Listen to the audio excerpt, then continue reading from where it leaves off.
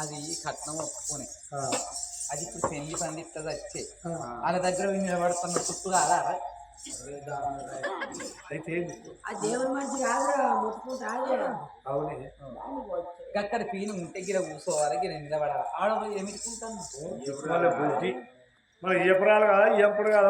ఆత్మగల్ల అప్పతోర్రా ఎప్పుడు వచ్చినా ఇప్పుతోర్రా అవును పాపం ఆయన కూడా ఇస్తాడు బాగా సచ్చిన వాళ్ళు సచ్చిన కాడ భర్త భార్య చచ్చిపోతే భర్త ఏడవపోతే నువ్వు ఏడతావా మరి ముందు కింత కనికరం లేదా ఏమిటి కనికరం చెప్పు సచ్చి ఎప్పుడైనా కానీ సచ్చేటోళ్ళం ఇయ్యాల కాకుండా రేపు చచ్చేటోళ్ళు ఇప్పుడు చంద్రన తీరం ముందు గల వేయండి మనం వెనక పోతాం కాదా అనుర్రా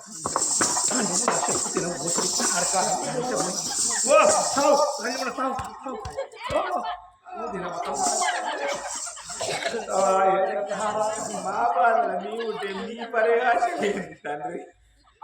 ఇట్లా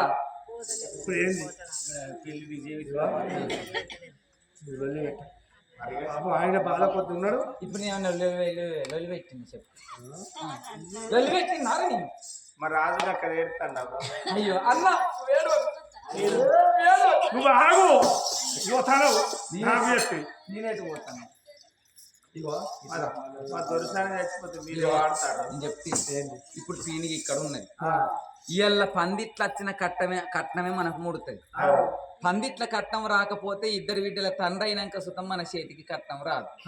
ఏది ఉన్నా ఈ పందిట్ల ఏమి ఇస్తాడో ఒప్పుకోమ్మను ఎటన్న పోతున్నామంటే ఎటన్న పోతున్నామంటే ఇవాళ రేపు పెళ్లిళ్ళ చూస్తలేవా నిన్న ఇలాకచ్చి ఇత్తపో 16 పండుగ వచ్చినాక ఇత్తపో అంటే ఇద్దరు బిడ్డల తండ్రి అయినాక వస్తుందో మనకి కట్నం ఇస్తలేరు పెళ్లిళ్ళు మంది మళ్ళీ వస్తుందా చెక్క నన్ను రంకులు నన్ను చేస్తారు ఏంది దానంగా అందా పందిట్లో నేను దానం చేసుకోకమంటలేను పందిట్లో ఒప్పుకుంటే నాకు నలుగురు ముందట అంటే నాకు మనసు నిమ్మలమైంది అయినే కట్నం గురించి నువ్వు అడగకపోతే నేను అడుగుతారా ఇట్లా ఇజ్జతమానం ఏమిటికి ఇజ్జతమానం పోయేది అందరూ అడిగేది తప్పు అడుగుతాను ఇద్దరు అరే అదే అడుగు ఇద్దరు ఒక్కడే పొల్లగా ఈ రాజ్య దేశం కొడుకపోతే మొన్న గట్టిన పెళ్లికి పోయినా నేను ఒక్కడే ఆగ్ర పడతాం ఎందుకు వెళ్ళి పెట్టాను నీకు తెలియదు నా పోరి గొడ్డోడినట్టు ఉంటాయి అన్న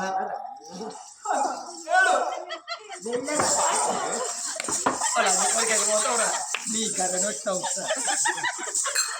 ఏమన్నాడు మమ్మీ డాడీ ఏమన్నా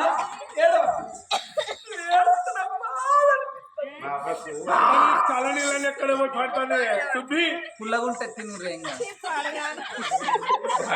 మా అయ్య ప్రాలు చచ్చిపోయిందని గింతగానే పెడతాను గింత సాయ పట్టు కడుపు చల్ల చేస్తాను ఎవరన్నా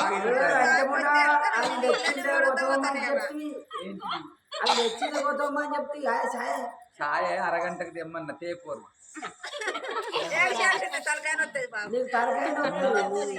అన్న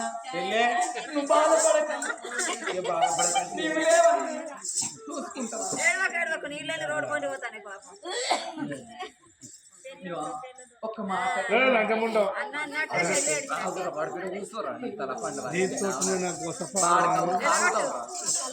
ఇగో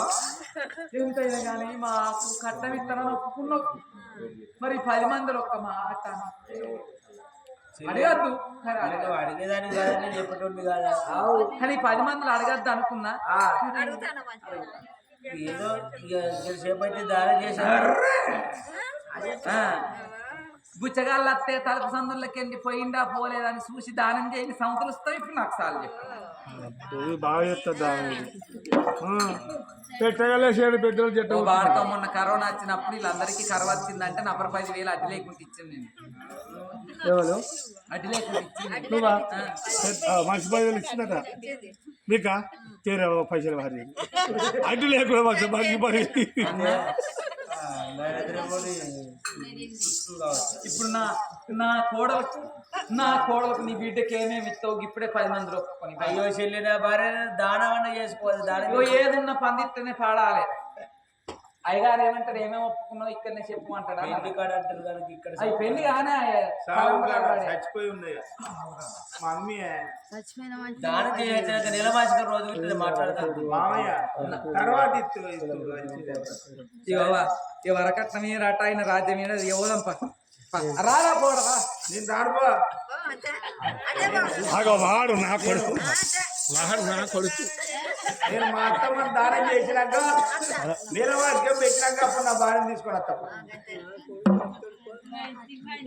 అందుకనే అంటారు పెళ్ళం వచ్చినాక తల్లిదండ్రి దయ్యాలు అవుతారు తోడ ఉట్టే చెల్లెళ్ళు చేదైపోతారు పెళ్ళైనాక ముసలోళ్ళు బతకద్దిగా సావాలి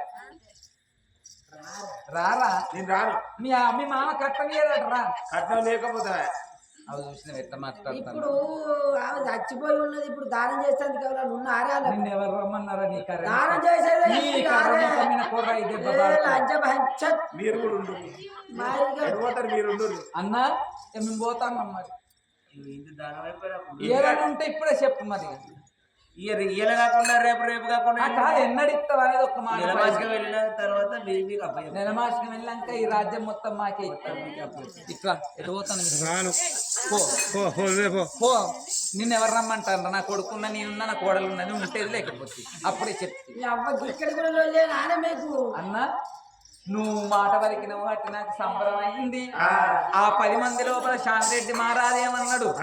భార్యను దానం చేసుకున్నాక నిలమాసికం పెట్టినాక రాజ్యం ఇస్తానన్న వాళ్ళ సువాయి సుబ్బమ్మ సంబరపడ్డది సంతోషపడ్డది 7 ఏళ్ల పిల్ల రాజదేవి కలకల కన్నీరు తీస్తున్నది మరి ఆ చేసుకున్న భర్త ఏడ్చి అటువంటి ఒక్క 10 మంది చూసిండు 10 రోజులు పంత వరకు కొట్టుకున్న నీ భార్య లేచి రాదు రాజా ఆడగట్టి పాడ లోపల వండబెట్టి దానం చేసుకోమన్న పోలే అమ్మవారు భర్త ఉండంగా ముత్తైన సాగు వచ్చిందా అని ఆమెకు తడిబడి తానం పోపిచ్చి 5 ముత్తైదులు వచ్చి అగో అటువంటి ఒక్క కొత్తల బట్టలు కట్టించైన గాని ఉలకంగా ఒడవాల బియ్యం పోస్తే నొట్టికి కుంక పెట్టి పశువు గల్లం పెడితే మరో పార్వతి లెక్క కనబడుతున్నది గానాడు పాడగట్టి పాడ లోపల వండబెట్టి ఊరవతల కట్టదానం చేస్తామని 7 ఏళ్ల బిడ్డ అనురాధదేవి కలకల కన్నీరు తీసుకుంటా విశ్వర బ్రహ్మ ముగ్గురు అన్నదమ్ములంట మనసా అన్నదమ్ములంట వారి మహిమతో చేసిన మనము మంచి బొమ్మలంట మనము మాయ రూపులంట